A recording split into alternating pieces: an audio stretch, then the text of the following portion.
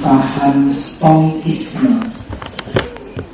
Stoikisme itu adalah sebuah seni dalam menata pikiran atau menata mindset, fokus pada hal-hal yang kita kendalikan sendiri, bukan fokus pada hal-hal yang di luar kendali kita.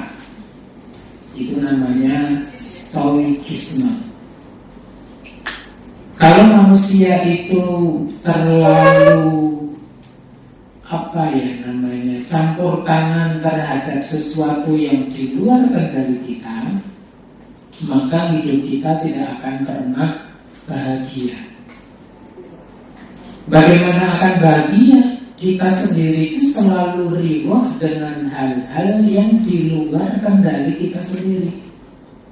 Udah tahu di luar kendali kita, tapi kita masih komplain, kita masih kecewa, kita masih tidak puas dan lain sebagainya. Nah, maka Bapak Ibu, paham stoikisme itu prinsipnya ada 3.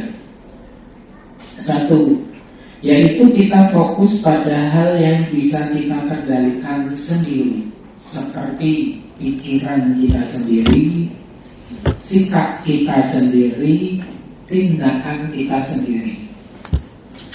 Kalau pikiran orang lain bisa kita kendalikan atau tidak? Tidak bisa. Tindakan orang lain juga tidak bisa kita kendalikan. Jadi kalau misalnya ada orang lain yang kemudian mencaci kita, menjelekkan kita, stoikisme akan mengatakan begini: urusan dia, kata-kata dia mah urusan dia sama Allah. Urusan saya adalah saya menerima cacian itu sebagai bentuk transfer pahala ke saya. Nyaman gak kalau seperti itu Bapak Ibu? Nyaman-nyaman saja. Itu pertama. Stoikisme itu sekali lagi adalah fokus pada hal yang bisa kita kendalikan. Yang kedua, ikhlas. Ikhlas menerima hal-hal yang di luar kendali kita. Apa yang ada di luar kendali kita Bapak Ibu? Nasib, nasib kita. Nasib kita ini bukan kendali kita, terserah Allah. Kita punya rencana, kita punya planning, Allah juga punya planning. Planningnya siapa yang mesti berlaku? Ya, planningnya Allah. Itu. Maka kalau yang terjadi itu ada planningnya Allah yang terjadi, stoikisme mengatakan ikhlaslah terhadap nasib takdir yang terjadi pada diri kita, termasuk opini orang lain. Ya, termasuk opini orang lain. Orang lain mengopinikan kita positif, alhamdulillah. Orang lain mengopinikan kita negatif, alhamdulillah, astagfirullah. Ya, yang terpenting adalah kita menyikapinya dengan bijaksana. Itu yang kedua. Yang ketiga adalah stoikisme itu pelajarannya menjaga emosi agar tetap stabil dalam kondisi apapun.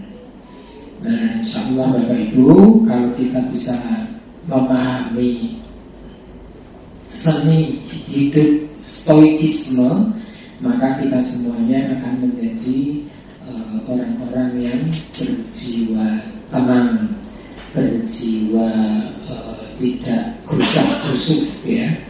Dalam bersikap itu selalu adem, walaupun ada sesuatu yang bikin panik, tetapi kita tetap dingin, pikirannya dingin. Karena apa?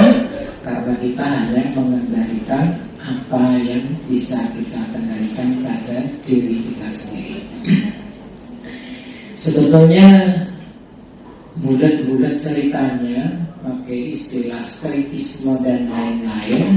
Pada intinya kalau di dalam agama Islam adalah mempercayai, beriman kepada qadha dan qadar. Nah, intinya seperti itu.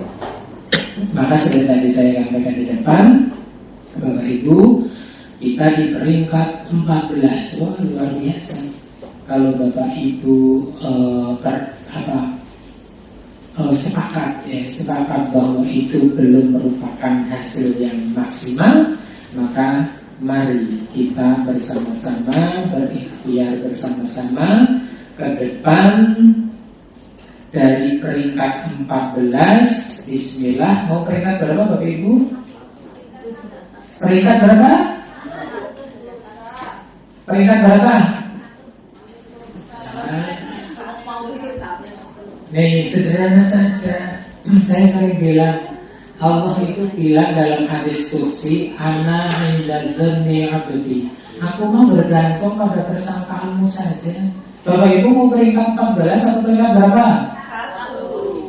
1. Yang jelas dong. Peringkat berapa? 1. Peringkat 1. Allahumma amin. Jangan ragu-ragu Bapak Ibu. Mungkin Bapak Ibu berkata dalam hati, iya Pak, kami pengen punya peringkat 1, tapi kan kami juga harus sadar diri. Ya, dengan sadar diri itulah makanya nanti apapun hasilnya kita akan sadar, akan menerima. Tapi yang penting ikhtiarnya harus the best. Betul tidak Bapak Ibu? Iya, ikhtiarnya harus the best, harus yang terbaik. Insya Allah nanti dari peringkat 14 melonjak peringkat 1. Mungkin apa tidak itu? Mungkin sekali.